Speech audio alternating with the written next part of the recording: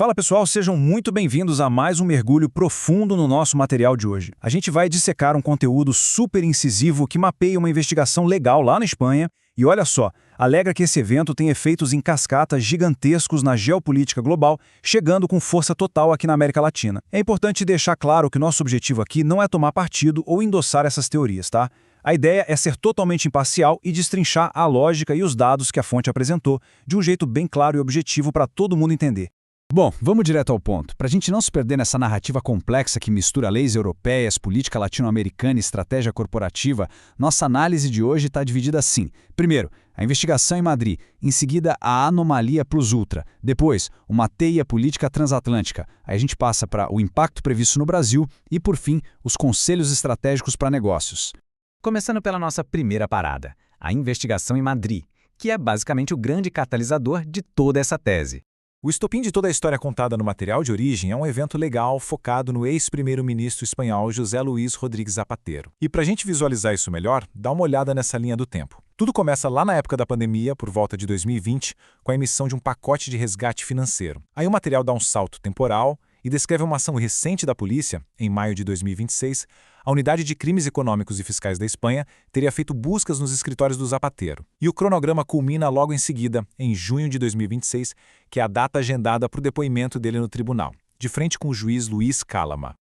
Então, o ponto crucial aqui, pessoal, é a gravidade da coisa. A fonte faz questão de enfatizar que ninguém está falando de multas de trânsito ou infrações administrativas leves. As acusações alegadas são pesadíssimas e incluem informação de organização criminosa, tráfico de influência, lavagem de dinheiro e falsificação de documentos. É exatamente por causa dessa severidade toda no Código Penal que o autor consegue embasar o peso gigantesco das teorias geopolíticas que ele constrói logo em seguida. Isso nos leva à seção 2, a anomalia plus ultra, onde a gente vai examinar uma discrepância bem curiosa na aviação. Agora a gente sai um pouquinho do campo político e entra no mundo corporativo, ancorados num número que chama muita atenção, 53 milhões de euros. Segundo a análise que estamos dissecando, esse foi exatamente o valor do resgate governamental que a administração do Pedro Sánchez deu para uma companhia aérea chamada Plus Ultra. A grande questão que a fonte levanta de forma super incisiva é como uma quantidade tão absurda de dinheiro público foi parar justamente nessa empresa. E aqui a gente tem um verdadeiro choque de narrativas. De um lado, a versão oficial é bem protocolar. Foi um resgate de emergência durante a pandemia para salvar uma empresa do setor de transportes, ponto. Mas, do outro lado, a gente tem a alegação explosiva da fonte. O autor argumenta que a Plus Ultra, que operava só com 4 aviões, era financeiramente inviável. Na visão dele, a empresa funcionava, na verdade, como um duto para lavagem de dinheiro político e uma ponte logística ligada diretamente à oligarquia do regime de Caracas, na Venezuela.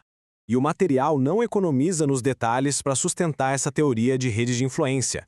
Eles apontam o dedo para algumas figuras-chave alegadamente envolvidas nesse esquema todo. A gente tem o Julio Martínez, apelidado de Julito, que seria um sócio oculto, o Roberto Roselli, executivo da companhia, e, de forma bem interessante, o Hugo Carvajal, conhecido como El Pollo, um ex-chefe da inteligência venezuelana, que seria a grande fonte alimentando toda essa investigação espanhola. Como se não bastasse, o vídeo ainda alega que o próprio Zapatero teria embolsado até 10 milhões de euros em comissões ocultas por facilitar esse lobby todo. Loucura, né? Bom, expandindo a lente agora, vamos para a seção 3, uma teia política transatlântica e a conexão com o Foro de São Paulo. Isso ilustra brilhantemente a tese dramática do autor. Tem uma citação direta no material que diz o seguinte: não é só uma rachadura, é o fim do Foro de São Paulo. Ou seja, para o comentarista, essa operação policial em Madrid está longe de ser um escândalo local europeu. Na verdade, ele enxerga isso como um sinal claríssimo do colapso estrutural de uma das maiores coalizões históricas de esquerda que operam na América Latina e no mundo todo. A mecânica por trás dessa teoria toda coloca a Espanha num papel absolutamente vital. A fonte retrata o país não só como um aliado, mas como um verdadeiro escudo geopolítico e um centro de operações dos movimentos de esquerda latino-americanos dentro da Europa.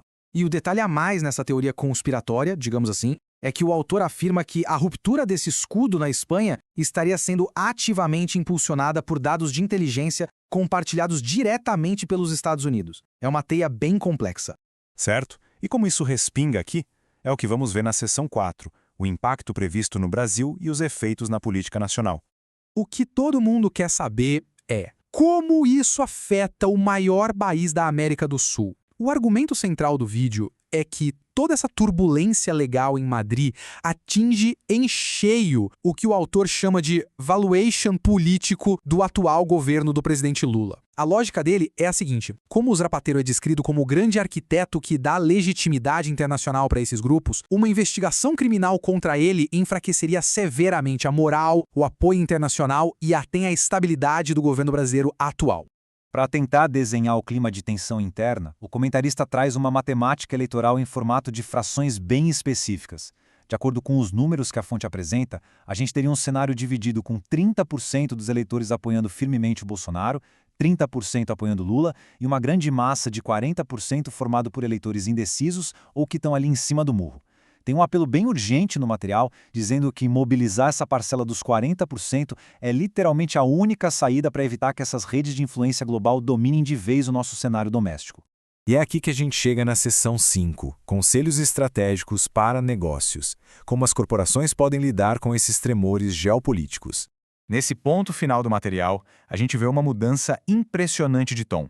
O autor sai daquele debate puramente ideológico e entrega um verdadeiro manual prático de gestão de risco em 3 passos.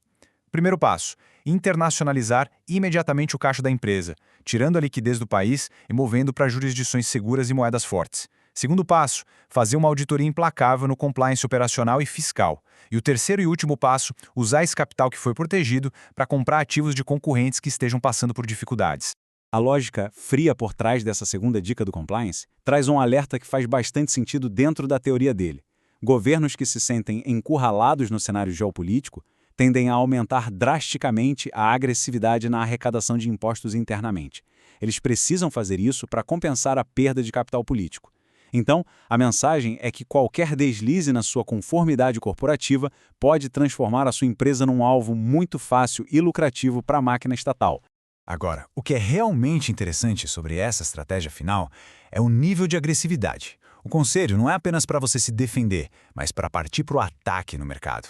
A fonte aconselha usar uma governança limpa e impecável para sufocar e até adquirir aqueles concorrentes que dependem de subsídios do governo ou daquelas conexões políticas e ideológicas mais voláteis. A ideia é que quando o escudo político desses concorrentes cair, as empresas deles vão virar ativos estressados, prontinhos para serem comprados a preço de banana. E para fechar essa nossa análise, fica no ar essa reflexão provocativa que amarra tudo o que a gente discutiu aqui. Será que uma investigação legal lá na Europa vai, no fim das contas, acabar remodelando de verdade os mercados e as estratégias corporativas de toda a América Latina? A fonte bate o pé e diz que sim, pintando um quadro onde as redes ideológicas e a estabilidade financeira estão totalmente entrelaçadas. É uma baita reflexão sobre o quão frágil pode ser essa linha entre a alta política internacional e os negócios que acontecem na porta da nossa casa. A gente se vê na próxima análise.